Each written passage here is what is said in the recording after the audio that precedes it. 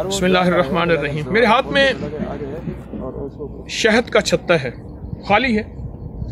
जब शहद अपना शहद पी लेती है बना हुआ, तो वो छत्ता खाली छोड़ देती है, फिर छत्ता गिर जाता है, वो सीधा हो जाता है। ये मेरे हाथ में शहद का छत्ता है। शहद के छत्ते की एक तासीर मोम यानी शहद के मोम की तासीर बताता है। हुआ यह कि एक पहलवान जोड़ों के दर्द की गोलियों की दवा, जोड़ों के दर्द की एक दवा देता था गोलियों की शक्ल में। ये पुरानी बात है। एक साहब ने अपना तजर्बा बताया। 2 गोलियां सुबह चने के बराबर, 2 दोपहर 2 शाम। कोई 3 दिन में, कोई हफ्ते में, कोई 3 हफ्ते में, कोई 4 हफ्ते में ठीक हो जाता था। और पहलवान का बारे में मशहूर था कि पहलवान बुढ़ापे में बूढ़ा हो गया, तो फिर बूढ़ा होने के बाद फिर उसका उठना बैठना उसका परेशान हाल हो गया।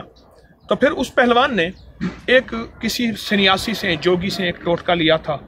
फिर उसने टोटका जो है वो उसे इस्तेमाल कराया।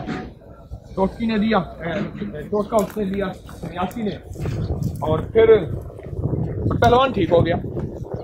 अब पहलवान जो है वो ये टोटका बना बना के लोगों को देता है। बात ये है, असल टोटका बना बना के लोगों को देता है और लोगों को इससे फायदा होता है, लोग इससे मुस्तफीद होते हैं।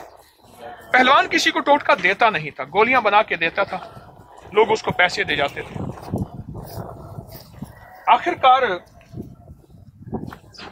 पहलवान मर गया, लेकिन किसी को वो टोटका दे ना गया। लोगों को परेशानी। फिर उसकी बीवी ने वही टोटका देना शुरू कर दिया। अब बीवी भी मर गई, उसने किसी को ना दिया।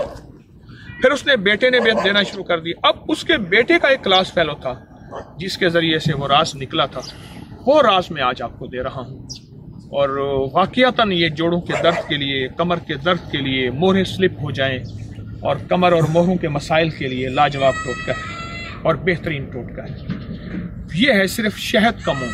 शहद के छत्ते से जो मोम निकलता है, उस मोम को निचोड़ लें और उसको साफ कर लें, फिल्टर कर लें। अच्छा, फिल्टर करने का तरीका बताऊं मैं। मोम को ले लें एक मलमल के कपड़े में, उसके बांध लें, उसमें 1 किलो का बाट भी डाल दें या कोई पत्थर डाल दें। पतीला हो इतना बड़ा, मलमल का कपड़ा पतला हो, और पतीले में वो पोटली डाल दें जिसमें पत्थर या बाट हो और मोम भी हो। उसको पानी बहुत ज़्यादा हो, उबालें। जब पानी उबालें तो वो पानी जो है ऊपर आएगा, तो मोम उसमें से निकल के ऊपर आएगा, और मोम के अंदर जो तिनके वगैरह गंदगी और है वो उस पोटली में रह जाएगी। उबलता रहे, उबलता रहे, उबलता रहे। उसके बाद वो पानी आप ठंडा कर लें। जब पानी ठंडा करेंगे तो वो मोम ऊपर होगा और वो पोटली नीचे होगी। पोटली में सारा फुजला होगा। उस निथरी हुई मोम को उतार लें, वो टुकड़ों की शक्ल में है। अब वो तैयार है, बेहतरीन तैयार है। अब घर में बना सकते हैं।